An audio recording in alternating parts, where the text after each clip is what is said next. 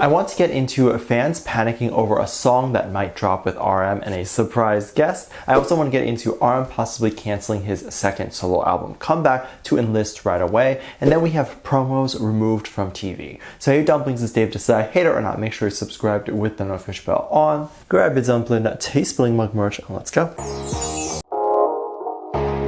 So I just have a question for everyone, which is what is considered TV now? Is it Netflix and streaming, or is it traditional TV where you have to get cable and turn on the TV? Because I think most people categorize TV as streaming, right?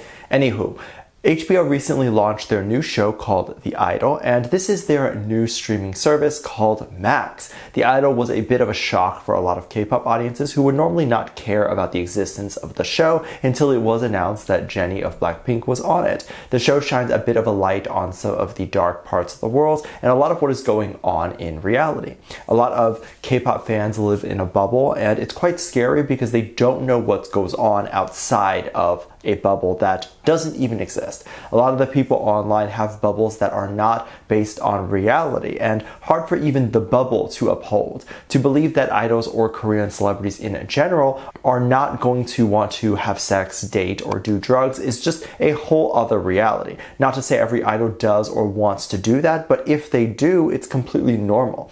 And to not acknowledge that these are vices people have and vices that a lot of human beings have because they're not perfect. And so when Jennie appears on a show like The Idol, it almost pops the bubble because we see Jennie in a light like that. And it makes the people who do live in this bubble envision Jennie doing those things. But that is why I think the backlash is so stupid. But aside from all that drama, there's been some strange situations with the production itself. It was previously run by a different director, and when a new director came in, they ended up cutting down the episodes quite a bit. And actually a lot of Jennie's parts were allegedly cut. After all the backlash and just overall some people saying that the show is not good, it was an ongoing rumor that the show would be canceled after the first season.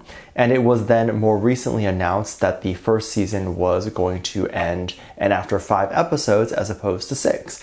This then sparked an even bigger debate as to whether or not the show was canceled or not, thinking that HBO claimed that the show was so bad it was canceled without even finishing the season. However, I can understand that rumor. It was later verified that the new director had cut out so much that it actually only took 5 episodes to finish the story rather than 6. The show is likely done filming, meaning the production, which tends to be the most costly part, is done. What is left is the editing, and actually reducing the amount of episodes would possibly make HBO less money. Less money if the streaming service makes money through ads, but not so much if it's a subscription-based model. I'm not too familiar with what it is. So all in all, it was a cut to make art allegedly better. The only reason a season would be cut short would be due to budgeting, but in this case, the budget has already been used. And from what I've seen, the ratings of the show actually seem to be pretty high. Not good reviews, but just a lot of reviews. So no, it wasn't canceled because of Jennie. It was not canceled because of bad reviews, none of that. And bad reviews are still a sign of success, especially with TV, because people will watch.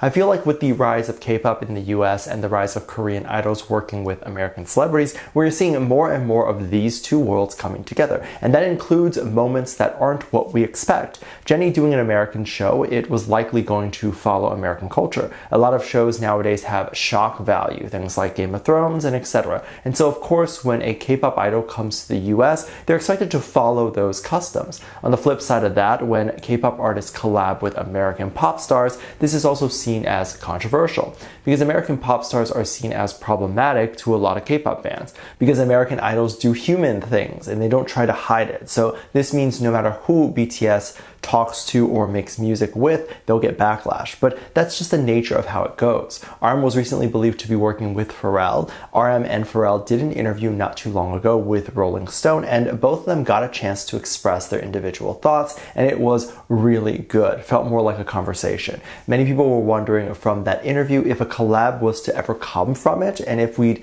will hear a Pharrell featuring RM or vice versa. It wasn't long after that interview or video did Pharrell announce that there was indeed a collaboration that would happen, but it's now been over 8 months and we still do not have said collaboration. So armies were wondering what happened with that and if it was ever done, or if it was done and it just was sitting there, why isn't it released? Some have even theorized that it will be released right before RM Enlist, similar to how the other members who enlisted released some American collaborations before they left. Armies panicked thinking about this possible collaboration and really freaked out. And it's a scary thought that we will receive this collaboration before RM leaves. Now, I don't think this is very likely, as in I don't think this will be released before RM leaves. My first reason is because this is not RM's song and it's not RM's feature. In the interview, Pharrell talks about how this would be for his album, and so RM would likely not release Pharrell's song before RM Enlist. And then the second thing, if this song never comes out, that's quite normal as well. Artists work on literally hundreds of songs and they just pick the best one for the album. Not to say RM's feature wouldn't be good, but sometimes the quote-unquote best song just means the song that fits the image of the album the best. For example, the song might have a sad vibe, but let's say Pharrell did a happy song and decided that he no longer wants sad songs on the album. Stuff like that happens all the time. And other times, it's not even the artist's decision, but the labels. However, the topic of RM enlisting is an extremely hot topic that is always spoken about. RM actually did address this topic recently, and it was pretty shocking that he was so candid about it. BTS had a festa for their 10th anniversary. This is basically just a celebration and it was held at a park. There were so many people that showed up and it was just a huge deal. People bought picnic stuff and they were so excited to see RM there. RM attended and of course got a chance to speak. RM then spent an hour as a DJ for the event and it seemed armies were able to send in their stories for RM to interact with. RM then acknowledged a fan who was serving the military in Vietnam and said it was nice to meet them, and then added that he will be joining the military very soon as well. This led to a lot of confusion and of course sadness. People don't want to see RM go, but then now it is rumored that RM will go next. And this is confusing to me because it seemed like for a while RM wanted to postpone the enlistment just for a little bit longer to work on a second album, as he seems very inspired to do so. And I think fans were expecting him to enlist a bit later, maybe even after some of the younger members. To hear him say that he will enlist soon means that he may go earlier than that, and some people think that this means that we won't hear the comeback or second solo album, and maybe we'd only get that once RM comes back from the military.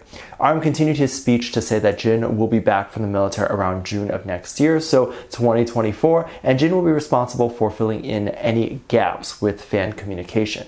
The boys have done a really great job and spread out their work to minimize gap as best as they can. Because if they had enlisted all at once and left no pre-recorded content, it would literally be a huge drop off of content and of seeing them. And so they tried their best to minimize that, and by the time Jungkook enlists, I really think Jin would be back and maybe could release his solo album.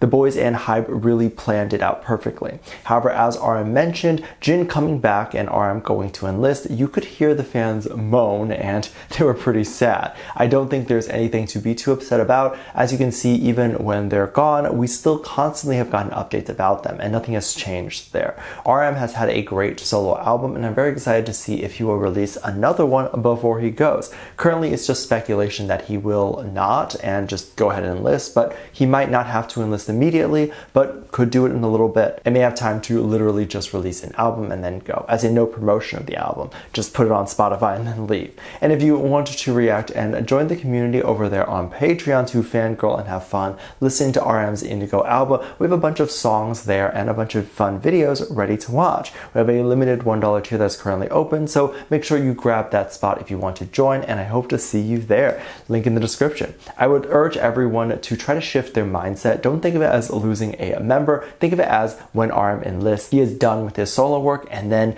we can shift our attention to whoever is next. So think of it as RM is taking a break after his album release, and he's kind of taking a break from music, but he will be back very soon. A lot of artists leave for like 3 or 4 years at a time. We can deal with a year and a half. Let me know what you think. Make sure you check out my Patreon for more videos. Link down below. Thanks for this lovely comment right here. Love you. Bye.